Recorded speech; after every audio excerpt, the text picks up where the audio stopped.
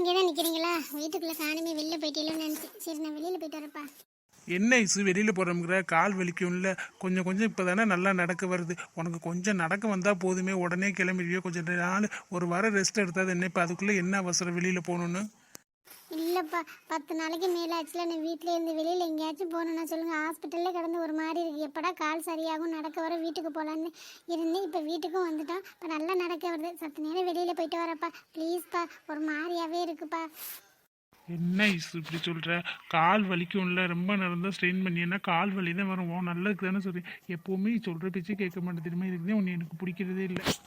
ஆமாம் ஆமாம், உங்களுக்கு என்னையே பிடிக்காது. உங்கள் சின்ன பிள்ளை திவ்யாவுக்கு தானே பிடிக்கும். அவள் தானே உங்களுக்கு எப்போவுமே நல்ல பிள்ளை அப்படின்னு நினச்சிக்கிட்டு இருக்கிய. ஆனால் அவள் ஒன்றும் நல்ல பிள்ளைலாம் இல்லை அப்படி சொல்லி ஏமாற்றிக்கிட்டு இருக்கா. அதுக்கு நான் எவ்வளவோ பெட்டர் தெரியுமா? சும்மா தேவையில்லாதெல்லாம் பேசாத ஐசு. அவள் என்ன பண்ண, உன்னை ஏதாச்சும் பண்ணான்னா உன் கேரக்டர் உன் பண்ணுற ட்ரெஸ்ஸு பிடிக்காது, அதனால உன் மேலே கோவமாக இருப்பேன். அதுக்காக அவளை எதுக்கு ஏதாச்சும் சொல்லிக்கிட்டே இருக்க? நீ போகிறதுன்னா போ, சும்மா அவளை ஏதாச்சும் சொல்லிக்கிட்டே இருக்காத. சரியான ஆள்தப்பா நீங்கள். திவ்யாவை சொன்னாலும் உங்களுக்கு எவ்வளோ கோவம் வருது. என்னை மட்டும் ஈஸியாக சொல்லிடுறீ. அவள் என்ன காரியம் பண்ணிக்கிட்டு இருக்கான்னு தெரியுமா? என்ன பண்ணுறா அவ? அப்படியா? நான் ஒரு விஷயம் நோண்டி நொங்க எடுத்து வச்சிருக்கேன். அது என்னன்னு பாருங்க. இது என்னன்னு தெரியுதா? என்னமோ சர்டிஃபிகேட் மாதிரி வச்சிருக்க. என்னவா இருந்தால் எனக்கு என்ன? அதுக்கு என்ன இப்போ? அதுக்கும் திவ்யாவுக்கும் என்ன சம்மந்தம்? ஏதாச்சும் சர்டிஃபிகேட் எதுவும் தொலைச்சி விட்டாளா? உங்களெல்லாம் வச்சுக்கிட்டு என்ன பண்ணுறதுனே தெரியல. இது என்ன தெரியுமா? Scan report. ஸ்கேன் ரிப்போர்ட்னா அதை கொண்டு பத்திரமா வைவி. அதையும் தூக்கி எடுத்துடுற. உனக்கு எடுத்து ஸ்கேன் தானே, பத்திரமா வை. நாளை பின்ன தேவைப்படும். ஸோ அப்பா, என் ஸ்கேன் ரிப்போர்ட் எதுக்கு எடுத்தாந்து உங்கள்கிட்ட காமிக்கிறேன். இது என்ன ஸ்கேன் ரிப்போர்ட்னு தெரியுமா? மாசமாக இருக்காவோ பார்ப்பாங்கல்ல, அந்த ஸ்கேன் ரிப்போர்ட்டு. அதில் யார் பேர் போட்டிருக்கு தெரியுமா? உங்கள் பொண்ணு பேர் திவ்யா பேர் போட்டிருக்கு. என்ன அர்த்தப்பா? என்ன சொல்கிற நீ? எனக்கு ஒன்றுமே புரியலையே. புரியலையா? நான் என்ன சொல்லிக்கிட்டு இருக்கேன்னு புரியுதா இல்லையாப்பா? ஸ்கேன் ரிப்போர்ட்டில் உங்கள் பேர், பொண்ணு பேர் போட்டிருக்குன்னு சொன்னேன். வேற ஏதாச்சும் ஸ்கேன் எடுத்துருக்க போறாமா? நீ தப்பா புரிஞ்சுக்கிட்டு இருக்க. அவள் அந்த மாதிரிலாம் பொண்ணு இல்லை. சும்மா அவளை பற்றி சும்மா பேசுக. பிடிக்கலன்னா பேசாமல் இருங்க. அதுக்காக இப்படிலாம் பழி போடக்கூடாது. அவளை பற்றி உனக்கே தெரியல. நீயாச்சும் வாய் துணுக்கா கூட பேசுவேன். அந்த மாதிரி பேசக்கூட மாட்டேன். அப்பா, நான் ஒன்றும் சும்மா ஒன்றும் சொல்ல. சும்மா சொல்லணும்னு எனக்கு அவசியம் இல்லை. அவள் ப்ரெக்னெண்ட்டாக இருக்கா. நம்மள்ட்ட அதை வந்து மறைச்சிக்கிட்டே இருக்கா. நான் கூட சொன்னல, அவள் கொஞ்ச நாளாக வாந்தி எடுத்துக்கிட்டே இருக்கா. என்னன்னு தெரியல, போய் பாருங்களேன். சரி, இப்போ வேணா அவளை ஹாஸ்பிட்டல் போகலாம், கூப்பிடுங்க. வரலான்னு பார்ப்போம். எங்கப்பா? வீட்டுக்குள்ளே தானே இருக்கா, கூப்பிடு. திவ்யா, இங்கே வா ஒரு நிமிஷம். சும்மா ஏதாவது சொல்லாதம்மா. அவள் இப்படி ஏதாவது சொன்னீங்கன்னா சொன்னதுக்கே சங்கட்டப்பட போகிறா, பாவம் பிள்ளை. அது எப்படிப்பா? என்னை மட்டும் ஈஸியாக நம்பிட்டு ஏதாச்சும் தப்பு பண்ணனா? ஆனால் திவ்யா சொன்னா பண்ணான்னு மட்டும் சொன்னால் மட்டும் நம்பவே மாட்டேங்கிறீங்க. என்னடி கூப்பிட்டியா? இப்போ எதுக்கு என்னை கூப்பிட்ட? ஆமாம், என்ன ட்ரெஸ்லாம் ஒரு தினசாக இருக்கு. ஓ, கால் சரியாயிடுச்சுல, கொஞ்சம் நடக்க வருதுல, அதனால வெளியில் போறீங்களாக்கும். நீ வெளியில் போகிறதுக்கு என்னைய கூப்பிட்றியா? உனக்கு துணைக்கு வரணுமா எங்கிட்ட விழுந்தா தூக்குறதுக்கு? நீ முதல்ல வாயை மூடு. எப்படிப்பட்ட அமுக்கனியாக இருக்க தெரியுமா? பார்க்க நல்ல ஒரு மாதிரி இருந்துக்கிட்டு ஒன்றும் தெரியாத மாதிரி இருந்துட்டு சரியான அமுக்கனியாக இருக்க. இந்த வீட்டுக்குள்ளே தான் எனக்கு என்கிட்ட ஒரு வார்த்தை சொன்னியாடி. நீ அப்போலேருந்து கேட்குறேன், வாந்தி எடுக்கிற ஒரு மாதிரி இருக்கு அப்படின்னு. அப்பா, நீ வாந்தி எடுக்கிற பார்த்தா ஹாஸ்பிட்டல் போகணும்னு கூப்பிட்றாரு. போயிட்டு வா. அதே நான் ஃபுட் பாய்சன் ஆயிடுச்சுன்னு சொல்லிட்டேன்ல, அப்புறம் சும்மா அப்பாட்ட போய் எதை நோண்டிக்கிட்டு இருக்கேன். அப்பா, எனக்கு சாப்பிட்டது ஏதோ ஒத்துக்காமல் ஃபுட் பாய்சன் ஆயிடுச்சுப்பா. அவ்வளோதாப்பா, நீங்கள் இருங்கப்பா. இவன் சொல்கிற கேட்டு சும்மா இது பண்ணிக்கிட்டே இருக்காது. இவளுக்கு வாய்க்கு வந்தது ஏதாவது சொல்லிக்கிட்டே இருப்பாள். இல்லைம்மா, அவயாமல் வாந்தி எடுத்தால் என்ன பிரச்சனையும் தெரியல.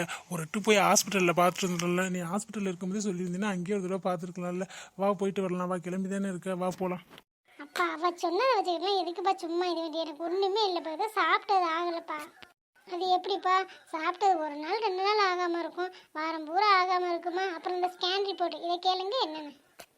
ஏம்மா, என்னம்மா இது? எனக்கு அப்படியே தலையே சுற்றுற மாதிரி இருக்குது. உன்னை எவ்வளோ பெரிய நல்ல பொண்ணுன்னு நினச்சிக்கிட்டு இருக்கீங்க. என்னம்மா அது? வேணுமோ ஸ்கேன் ரிப்போர்ட் எடுத்து உன் பேர் போட்டிருக்கு அப்படி இப்படிங்கிறா. என்ன நடக்குதுன்னு எனக்கு ஒன்றுமே புரியலை. இல்லைப்பா, அது என்னோடது இல்லைப்பா, என் ஃப்ரெண்டோடதுப்பா. உன் ஃப்ரெண்டோடது ஏன் நீ வாங்கி வச்சிருக்க? அது உன் பேர் தான் போட்டிருக்கு, உன் ஃப்ரெண்டு பேர்லாம் ஒன்றும் போடலையே. இது எதுக்கு நீ எடுத்த? தேவையில்லாத வேலை பார்த்துக்கிட்டு இருக்காது. என் கப்போடலாம் எதுக்கு நீ திறக்கிற? நான் பூட்டி தானே வச்சுருந்தீங்க கப்போட. ஒன்று யார் திறந்து எடுக்க சொல்லுது? இந்த மாதிரி வேலையெல்லாம் பார்க்குறேன். அடுத்த பொருளை கேட்டு எடுக்கணும்னு உனக்கு தெரியாது? கேட்டு தான் எடுக்கணும். என்ன பண்ணுறது? எனக்கு ஒரே டவுட்டு. எனக்கு ஹாஸ்பிட்டலில் கேட்டல, அப்போவே நீ மழுப்புனியா? அப்போவே எனக்கு ஏதோ ஒரு மாதிரி டவுட் இருந்துச்சு. அதான் கன்ஃபார்ம் பண்ணலான்னு தேடி பார்த்தா எப்படி சிக்கியிருக்க பார்த்தியா? நீங்கள் நேரம் முதல்ல சண்டை போட நிறுத்துங்க. திவ்யா, நீ சொல்லு என்ன? அப்பா, இல்லைப்பா, நானே உங்கள்கிட்ட பேசணும் தாப்பா இருந்தேன். அதுக்குள்ளே வந்து போட்டு கொடுத்துட்டா. உங்கள்கிட்ட எப்படி பேசுறதுன்னு கூட எனக்கு தெரியலப்பா. எப்படி ஆரம்பிக்கிறேன்னு தெரியல. நான் சொல்லிட்டேன்னா அதை நீங்கள் எப்படி எடுத்துக்குவீன்னு கூட தெரியலப்பா. நான் எப்படி இப்படி பண்ணேன்னு எனக்கே தெரியலப்பா. என்னை மன்னிப்பேரான்னு கூட தெரியல. என்னை கொண்டுருங்கப்பா. பேசாமல் ஒரு பாட்டில் விசந்த வாங்கி சாப்பாட்டில் கலந்து நீங்களே கொடுத்துருங்கப்பா. திவ்யா, முதல்ல என்ன நடந்துச்சுன்னு சொல்லு. என்னாச்சு? இது என்ன ஸ்கேன் ரிப்போர்ட்டு? உன்னோட தானா? ஆமாம் ஆமாப்பா, இது என்னோட ஸ்கேன் ரிப்போர்ட் தான்ப்பா. நான் ப்ரெக்னெண்ட்டாக இருக்கேன்ப்பா. இப்போ 2 மாதம் ஆகுது.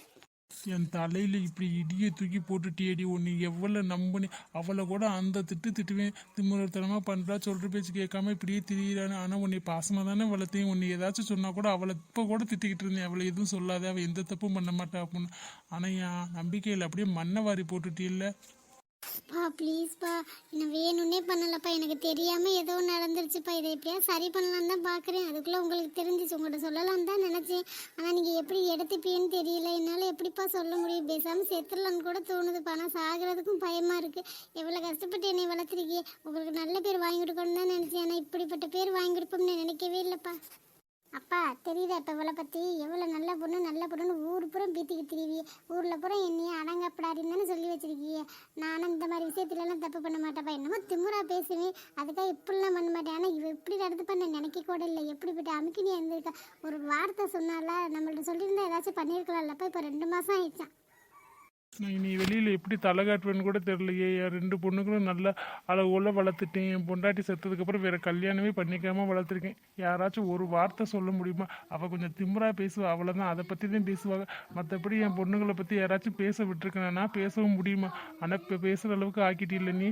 திவ்யா, இந்த மாதிரி நீ பண்ணுவேன்னு நினைக்க கூட இல்லை. உன் மேலே எவ்வளோ நம்பிக்கை வச்சுருந்தேன். நீ இந்த குடும்பத்தை கட்டி காப்பாற்றுவேன், என்னை நல்லபடியாக பார்த்துக்குவேன்னு நினச்சேன். ஆனால் இப்படி மண்ணை தூக்கி போட்டுட்டேன். அப்பா ப்ளீஸ்ப்பா, அழுகாதேப்பா. பேசாமல் என்னை கொன்றுங்கப்பா ப்ளீஸ்ப்பா. எனக்கு சாகிறது கூட தைரியம் இல்லைப்பா. எப்படி சாகிறது கூட நினச்சாலே பயமாக இருக்குப்பா. ப்ளீஸ்ப்பா, எனக்கே தெரியாமல் மருந்து வாங்கி வந்து கொடுத்து என்னை சாகடிச்சிருங்கப்பா. ப்ளீஸ்ப்பா, நான் செத்துறப்பா. எனக்கு இருக்கவே பிடிக்கலப்பா. நீ எதுக்குமா சாக போகிற? நீ இருமா, நீ நல்லா ராணி கணக்காக இருமா. உன்னை பெற்று வளர்த்து எந்த குறையும் இல்லாமல் வளர்த்தேன் பாரு. நான் தாம்மா சாகணும். நான் எப்போவோ செத்துருக்க வேண்டிய ஆள். உங்கள் 2 பேருக்காக தான் வாழ்ந்தேன். அந்த மனுஷி போகும்போதே நானும் போயிருக்கணும். 2ம் பொட்டை பிள்ளைகளாக போச்சு, அனாதையாக நிற்கிங்களே அப்படின்னு இன்னொரு கல்யாணமும் பண்ணிக்காம நானும் சாகாமல் உங்களுக்காக வாழ்ந்தல்ல. அதுக்காக நல்ல பேர் வாங்கி கொடுத்துட்டியம்மா. நல்லா இருமா. அவன் மேலே அவ்வளோ நம்பிக்கை வச்சுருக்குங்கப்பா.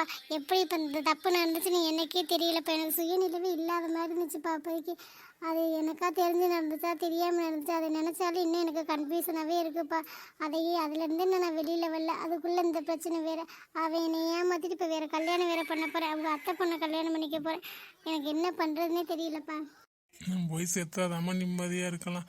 செத்தா கூட எனக்கு நிம்மதியான சாவு கிடைக்குமான்னு தெரியல. உன்னை பற்றி தான் கவலைப்படுவேன். ஐஸு கூட எப்படியாச்சும் வாய்த்துட்டுங்க, அதனால அவள் பொழைச்சிக்கின்றுவா. நீ எப்படி இருப்பியோ என்னன்னு நினச்சேன். ஆனால் இப்படி சீரழிஞ்சு வருவேன்னு நான் நினைக்கல. அப்பா அழுகாதீங்கப்பா ப்ளீஸ்ப்பா. இது ஏதாச்சும் சரி பண்ணிட்டேன்ப்பா. இதை சரி பண்ணிட்டு இல்லைன்னா வெளியில் தெரியறதுக்கு முன்னாடி நான் ஏதாச்சும் பண்ணிப்பேன்ப்பா. நீ ஏதாச்சும் பண்ணிக்கிட்டா மட்டும் எல்லாம் அப்படியே அமர்ந்துருமாக்கும். நீ ஏதாச்சும் பண்ணிக்கிட்டாலே ரொம்ப பூகமாக இடிக்கும்.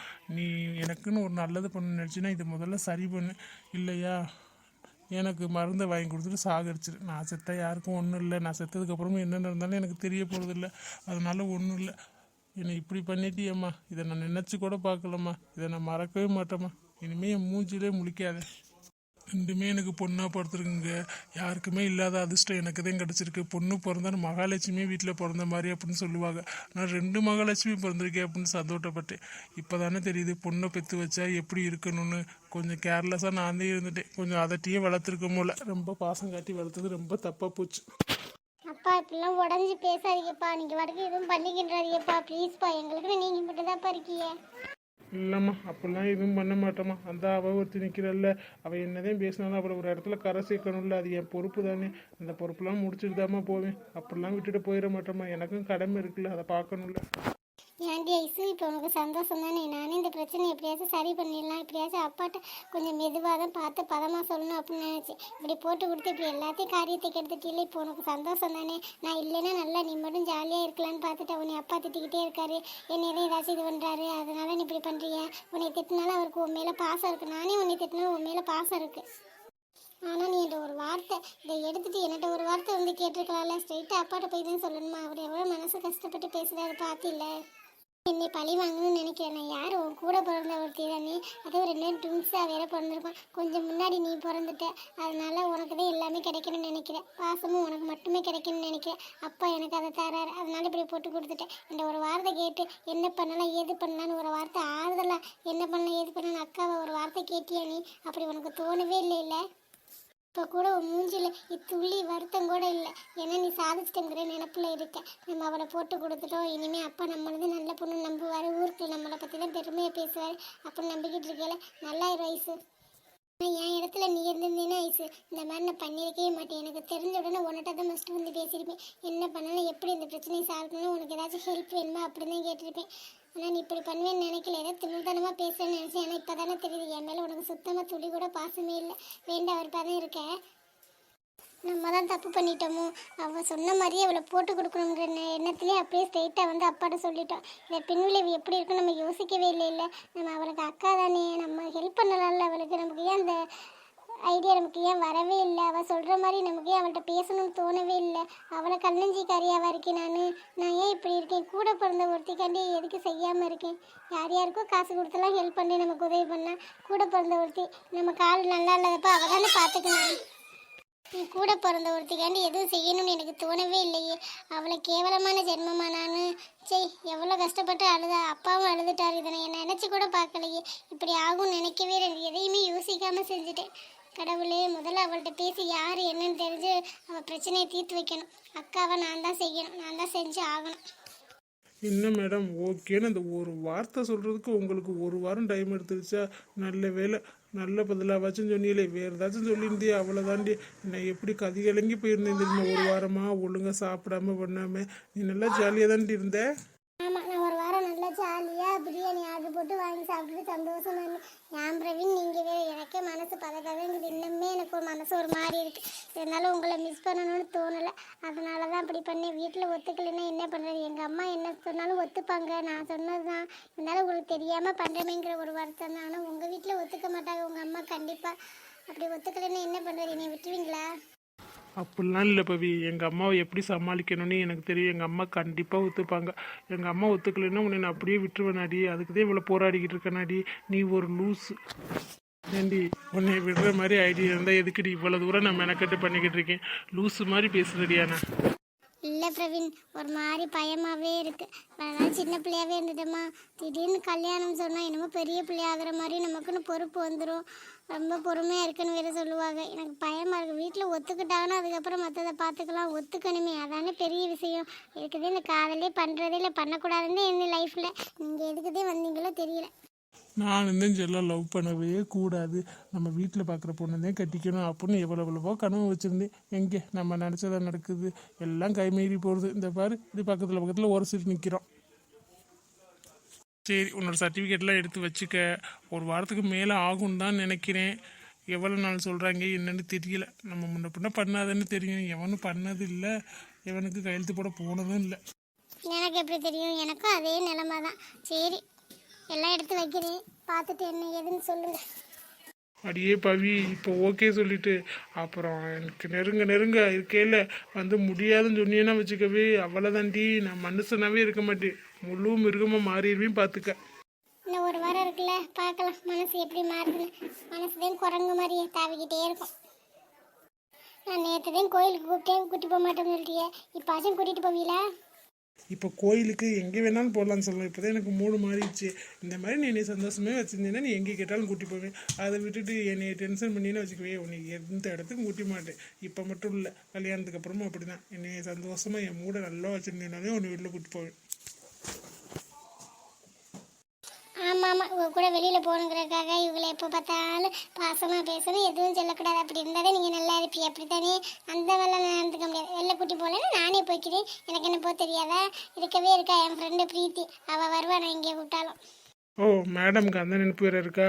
அவங்க ஒன்றும் இங்கே இருக்க மாட்டாங்க. நம்ம கல்யாணம் முடிஞ்சோன்னு அவளை இன்னும் ஒரே வருஷத்துல தான் துரத்தி விட்டுருவேன். எங்கே போக போகிறேன்? உங்கள் அண்ணன் வீட்டுக்கு தானே போக போகிறேன். அதுக்கு என்ன பாடுபடணுமோ தெரியல. இந்த லவ் பண்ணாலே இதே தான் அப்போ பிரச்சனை. அதெல்லாம் அண்ணன் பார்த்துக்கிறான்னா நம்மள்ட்ட ஹெல்ப் இருக்கிறானான்னு தெரில. என் தங்கச்சியை கட்டி கொடுக்கலாம் தான், இருந்தாலும் விசாரிக்கணும்ல. விசாரிச்சுட்டு அதுக்கப்புறம் கட்டி கொடுக்கலாம். ஓ, தனியாக வேறு விசாரிக்கணுமா? அப்போ எனக்கு மட்டும் விசாரிக்கவே இல்லை, ஸ்ட்ரைட்டாக கல்யாணத்துக்கு வந்துட்டியே. ஆக்மார்க் தங்கோண்டி, என்னை பற்றிலாம் என்ன விசாரிக்க போறீங்க? ஊருக்குள்ளே கேட்டாலும் அவ்வளோ நல்லதாக தான் சொல்லுவாங்க. அதனால விசாரிக்கவே தேவையில்லை. ஆனால் உங்கள் அண்ணன் அப்படியா? ஆமாம், எங்கள் அண்ணனை சொல்லலைன்னா உங்களுக்கு உறக்கமே வராது. சும்மா எங்கள் அண்ணனை பற்றி பேசிக்கிட்டு இருந்தே அப்புறம் நான் கடுப்பாயிரும் பார்த்துக்குங்க. சும்மா அவனை வம்புள் தெரிஞ்சிடலாம். சரி, வம்பிழுத்ததெல்லாம் போதும், வாங்க போகலாம். மேடம் சொன்னால் சரிதான். மேடம் உத்தரவு போட்டு அதை மீற முடியுமா? கடைப்பிடிச்சி தான் ஆகணும். நான் நவீன் எங்கேயும் ஆளே காணோம். ஒருவேளை இன்னைக்கு ஆஃபீஸ் வரவே இல்லையே, நம்ம கண்ணில் பார்க்கவே இல்லையே. ஒரு தடவையாச்சும் பார்த்துருவோம். இப்போ 2 வாரமாக என்கிட்ட சரியாக கூட பேசுறது இல்லை. ஃபோன் பண்ணாலும் எடுக்கிறது இல்லை. இல்லைன்னா ஃபோன் பண்ணியாச்சும் கேட்கலாம் வரலையா என்னன்னு. இந்த பிரீத்தி நிற்கிறாங்க, அவங்கள்ட்ட கேட்போம். பிரீத்தி, சொல்லு போனா என்ன தனியாக நிற்கிற? பவியை பார்த்தியா? நானும் ரொம்ப நேரமாக தேடிக்கிட்டே இருக்கேன், ஆளையே காணோம். பவியும் பிரவீனும் இந்த பக்கம் போனாங்க. முதல்ல பார்த்தேன், ஃபோன் பண்ணி பார்க்கலாம்ல. ஆமாம்ல, ஃபோன் பண்ணி பார்க்கலாம்ல, அதை மறந்தே போயிட்டேன். நீ என்ன இப்படி நிற்கிற? இல்லை பிரீத்தி, நவீனை பார்த்தேன் காணோம். அதான் இன்னைக்கு ஆஃபீஸ் வந்தானே வரலையா, ஆளையே காணோம். இல்லைம்மா, அந்த அண்ணன் இன்னைக்கு ஆஃபீஸ் வரலைன்னு நினைக்கிறேன். 2 நாளாக வரலையே. அப்படியா, சரி. என்கிட்ட இப்போ ஒழுங்காக பேசுகிறதே இல்லை, அதான் எனக்கு தெரியல. நேற்றும் பார்க்கல, இன்றைக்கும் வந்து பார்த்தேன் காணோம். அதான் வந்தாரா வரலையான்னு தெரியல, அதான் கேட்கலாமேன்னு. நீ ஏன் ஒரு மாதிரி இருக்க? மூஞ்சில ஒரு மாதிரி வாட்ட மாற்றிட்டு என்னாச்சு? என்ன ஆகும், என்ன ஆகணுமோ அது நல்லபடியாகவே நடந்துக்கிட்டே இருக்குது. நம்ம நினைக்கிறத நடக்குது. கல்யாணம் எனக்கு 6 மாதம் கழிச்சு வைக்கலான்னு தான் இருந்தாங்க. இப்போ என்னன்னு தெரியல, 2 வாரத்தில் வைக்கிறாங்களாம். என்ன பண்ணுறதுனே தெரியல. சரி நவீன்கிட்ட சொல்லலாம்னு நினச்சேன். பார்த்தா நவீன் வரவே இல்லை, ஃபோன் பண்ணாலும் எடுக்கலை. என்ன போன சொல்கிறேன், உனக்கு 2 வாரத்தில் கல்யாணமா? நம்பவே முடியல. உனக்கு மனசில் இருக்கிறத வீட்டில் சொல்ல வேண்டியதானே? பிடிக்கலன்னா எதுக்கு கல்யாணம் பண்ணிக்கிற? காலம் ஃபுல்லாக நீ கஷ்டப்பட முடியுமா? ஒரு நாள் இல்லை, ஒரு மாதம், ஒரு வருஷமா சொல்லு. லைஃப் லாங் அவன் கூட தான் இருக்கணும். பிடிக்காம கல்யாணம் பண்ணி வச்சுக்கவே அந்த வாழ்க்கை அப்படியே நரகமாயிரும். பிடிச்சவங்க கல்யாணம் பண்ணியே பாதியில் பிடிக்காம போயிடுது. இது பிடிக்காதவனை கல்யாணம் பண்ணி என்னத்த சொல்ல? உனக்கு நவீனை பிடிக்கும் தானே, அதையே நீ சொல்லவே மாட்டேங்கிற? பிடிக்கும் பிரீத்தி, பிடிச்சி என்ன பண்ணுறது? நம்ம விருப்பத்தை வீட்டில் யாராச்சும் கேட்கணும். கேட்டால் அவங்ககிட்ட சொல்லலாம். நம்ம சொல்கிறத கேட்குறக்கு ஆள் இருக்காங்க, நமக்குன்னு ஹெல்ப் பண்ணுறக்கு ஆள் இருக்காங்க. அப்படின்னு ஒரு சுச்சுவேஷன் இருந்தால் மனசு விட்டு சொல்லலாம். எனக்குன்னு யாருமே இல்லை, யாருமே ஹெல்ப் பண்ண மாட்டாங்க. யாருமே என் ஆசை என்னன்னு கூட கேட்கவே இல்லை. அவங்களா பேசினாங்க, அவங்களா முடிவு பண்ணாங்க. எங்கள் ஆயா ஒரு ஆள் தான் கத்திக்கிட்டே இருப்பாங்க. அவங்க வயசானவங்கள, அவங்கள பற்றி யாரும் கண்டுக்க கூட மாட்டாங்க. அதை வாட்டுக்கு கத்திட்டு கிடக்கு கிளவி அப்படின்னு விட்டுருவாங்க. நான் யார்கிட்ட போய் என்னோடய கஷ்டத்தை சொல்ல முடியும்? ஏன் போனா? நாங்களாம் இல்லையா ஆஃபீஸில்? எங்கிட்டலாம் சொன்னால் நாங்கள் ஹெல்ப் பண்ண மாட்டோமா? நீங்கள் ஹெல்ப் பண்ணுவீங்க, இருந்தாலும் வீட்டு நிலைமைன்னு ஒன்று இருக்குல்ல. அம்மாவை நினச்சா தான் ரொம்ப கஷ்டமாக இருக்குது. நான் சொல்லின்னு பட்டுன்னு வெளியில் வந்துடுவேன். வாரது அவ்வளோ பெரிய விஷயம்லாம் இல்லை. வந்ததுக்கப்புறம்னு ஒரு வாழ்க்கை இருக்குல்ல. நீங்கள் 2 நாள் கூட இருப்பீங்களா? அதுக்கப்புறம் நான் தானே எல்லாமே பார்த்துக்கணும். கல்யாணங்கிறது சும்மாவா? 2 பேர் மட்டும் கலந்தது இல்லை, ஒரு குடும்பமே கலந்தது. எங்கள் அம்மாவா புரிஞ்சு அதை பண்ணி வச்சுருக்கணும். நம்ம பொண்ணுக்கு பிடிக்காத பண்ணக்கூடாதுன்னு தோணணும். ஆனால் அம்மாவுக்கு தோணவே இல்லை. அந்த மாதிரி எதுக்கு தோணவே இல்லைன்னு எனக்கு தான் ரொம்ப கஷ்டமாக இருக்குது. அம்மா மேலே எவ்வளோ நம்பிக்கை வச்சுருந்தேன் தெரியுமா? எனக்குன்னு சில ஆசைலாம் இருக்குல்ல. நவீன் எனக்கு எவ்வளோ பிடிக்கும் தெரியுமா? ஆனால் மனசுக்குள்ளேயே வச்சு பூட்டி வச்சுட்டேன். அது நவீனுக்கும் தெரியும். அதான் இப்போ விலகுறாரோ என்னமோ. அவர் விலக தான் எனக்கு மனசு அவர் தேடுது. ஒவ்வொரு நேரம் அப்படியே செத்தலாம் போட தோணும். என்ன பண்ணுறது, வாழ்ந்து தானே ஆகணும். கடவுள் கொடுத்த உயிர், அவர் எப்போ எடுக்கணுமோ அப்போவே எடுத்துக்கணும். கூட நம்ம எதுக்கு இது பண்ணுறது? எப்படி போனா? இவ்வளோ வழியை உள்ளக்க வச்சுக்கிட்டு அப்படியே எப்பவும் போல நார்மலாகவே பேசுகிற. மனசு கஷ்டமாவே இல்லையா? மனசு கஷ்டமா? எவ்வளோ கஷ்டமாக இருக்குது தெரியுமா? அதை உள்ளுக்குள்ளே வச்சுட்டு ஒன்றை இப்படி பேசுகிறது இப்படியே வலி வேதனையாக இருக்குது. யார்ட்டையாச்சும் அழுது கொட்டி தீர்க்கணும் போல் இருக்குது. ஆனால் யாருமே அப்படி எனக்கு இல்லை. சரி நவீன்ட்டையாச்சும் கொஞ்சம் மனசு விட்டு பேசலான்னு தான் வந்தேன். 2 நாளாக வர முடியல. நான் ஃபோன் பண்ணால் எடுக்கிறதே இல்லை. நான் தான் அவனை விட்டுட்டு கல்யாணம் பண்ண போகிறல. அப்புறம் எதுக்கு என்கிட்ட நல்லா பேசணும்னு அவனுக்கு என்ன அவசியமா? பாவம் தான் அவனும் என்கிட்ட எப்படி நல்லா சிரித்து பேச முடியும்? உனக்கு எப்படி ஆறுதல் சொல்கிறதுன்னு கூட தெரியல போனா. ஆனால் இப்பெல்லாம் போல்டாக இருக்க பார்த்தியா? உன்னை நினச்சி எனக்கு பெருமையாக இருக்குது. ஆனால் உன் வாழ்க்கை இப்படி போகணும்னு நான் நினச்சி கூட பார்க்கல. எல்லாரும் ஆஃபீஸில் பேசிங்க, அந்த பையன் ரொம்ப கெட்ட பையனாமே. நல்ல பையனாக இருந்தால் கூட ஏதோ விதி வந்தது, நல்லா பார்த்துக்குவாங்க அப்படின்னு சொல்லிட்டு கல்யாணம் பண்ணலாம். கெட்ட பையனை அது எப்படி கல்யாணம் பண்ண முடியும் சொல்லு? கடவுள் நம்ம என்ன தலையில் எழுதியிருக்காரோ அதானே நடக்கும். நம்ம மாற்றி எழுத முடியுமா? கல்யாணத்துக்கெலாம் நான் யாருக்கும் சொல்ல மாட்டேன். எனக்கு பிடிச்சி கல்யாணம் பண்ணால் எல்லார்ட்டையும் சொல்லி ஜாம்னு கல்யாணம் நடத்தலாம். எனக்கே விருப்பம் இல்லை. யாரும் சொல்லலைன்னா கோச்சிக்காதீங்க. அச்சோ, அப்படிலாம் இல்லை போனா. அப்பெல்லாம் நாங்கள் கோச்சிக்கவே மாட்டோம். ஆனால் எனக்கு என்னமோ மனசுக்குள்ள தோணுது, உனக்கு இந்த கல்யாணம் நடக்காதுன்னு தோணுது. உனக்கு பிடிச்ச பையனோட தான் கல்யாணம் நடக்கும்னு தோணுது. மனசில் அப்படி தோணுது. அது நடந்தால் சந்தோஷம் தான். நீ சொன்ன மாதிரி நடந்தால் எனக்கு சந்தோஷம்தான். ஆனால் அப்படிலாம் நடக்கிறதுக்கு வாய்ப்பே இல்லை. முன்னாடியாச்சும் 6 மாதத்துக்கு மேலே இருந்துச்சு, ஏதாச்சும் பண்ணலான்னு யோசிக்கலாம். இப்போ 2 வாரம் தான். நம்ம ஒன்றுமே பண்ண முடியாது. தலையில் நின்னாலும் ஒன்றும் நடக்காது. வீட்டில் வேலையெல்லாம் மும்முரமாக பார்த்துக்கிட்டு இருக்காங்க. நானே இன்னும் வந்தால் 1 வாரம் வருவேன், மிஞ்சி போனால். அதுக்கப்புறம் வரமாட்டேன். உனக்கு தான் வேலை, அப்புறம் கல்யாணத்துக்கு அப்புறம் வருவில்ல, அவனே ஒன்றை தானே காசு வாங்கிட்டு போகிறேன். இல்லைப்பா, ஏதோ ஃபாரினில் வேலை கிடச்சிருக்குன்னு சொன்னாராம். கிடச்சிருந்தா அப்படியே 2 பேரும் போயிருவோம். தெரியல, 1 வாரம் வருவல்ல, பார்க்கலாம். நவீனை பார்த்தா மட்டும் சொல்கிறியா? பேசணுன்னு கொஞ்சம் நேரம் பேசிட்டு அதுக்கப்புறம் அவ்வளோதான், முடிச்சுக்கலாம். பேசணுன்னு மட்டும் சொல்கிறீங்களா கடைசியாக ஒரு தடவை? சரி போனா, நான் பார்த்தா சொல்கிறேன். நமக்கு தான் லைஃப்பில் ஊர்பட்ட கஷ்டம் இருக்குது. பிரச்சனை மேலே பிரச்சனையாக வருதுன்னு நினச்சிக்கிருந்தா நம்ம வெளியில் வந்து பார்த்தா தானே தெரியுது நம்மளை விட எவ்வளோ கஷ்டப்படுறாங்க அப்படின்னு. இதெல்லாம் என்ன கஷ்டமா அப்படின்னு தோணுது நமக்குலாம். ஆனால் கடவுள் கொஞ்சம் கூட ஈவு இறக்கமே இல்லாமல் கஷ்டப்பட்டவர்களுக்கு கஷ்டத்தையே கொடுக்குறாரு. பாவம் போனால் ரொம்ப நல்ல பொண்ணு, யார்ட்டையுமே அவ்வளோவா பேச மாட்டா, நம்மகிட்டே அவ்வளவா பேச மாட்டா, அளவாக தான் வச்சுப்பா. அவளுக்கு போய் அப்படி நடக்கணும், கடவுள் ஏதாச்சும் நல்லது பண்ணாருன்னா தேவலை. இந்த நவீன் எங்கே இருக்காருன்னே தெரியலையே, வந்தால் கண்டிப்பாக சொல்லி அவனை ரொம்ப ஃபீல் பண்ணி பேசிட்டு போகிறான். சரி பாவம்.